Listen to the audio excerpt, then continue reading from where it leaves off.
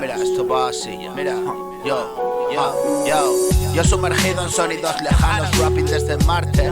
Mi crew extraterrestre, movida aparte. Están todos los demás y el que te habla diciéndote cómo se hace rap hoy en día, brother. La mañana es mía y el mañana siempre con la tontería, transcribiendo pensamientos. Esto es musicalidad hablada y tú te trabas, te estiras pero no llegas a verlas así de claras.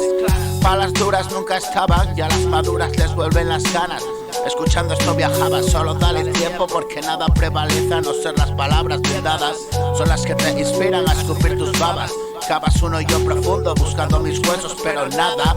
Y acabarás también en el olvido una mañana no demasiado lejana. Tú diste la estacada pero el obstáculo ahí sigue, molesto y vacilante, ya forma parte de ti.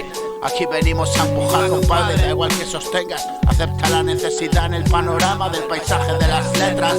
Huidas y escapadas no son más, pero corren más que las tuyas. Da igual que huyas, siempre vas detrás y al final me verás y entonarás un aleluya. ¡Aleluya! Por descontado, hermano, en casa pecamos todos de lo mismo. Te crees especial, no dudes en probarme hasta alcanzar lo que solo está al alcance de unos pocos valientes. Eso sale del mismo lado y se ponen siempre.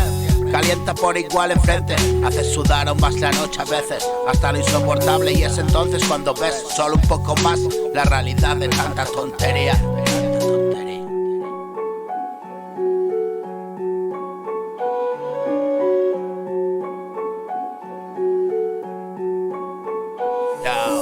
Y una sombra fría ropa tu desnudez, paciencia de pescar y siempre pica el pez.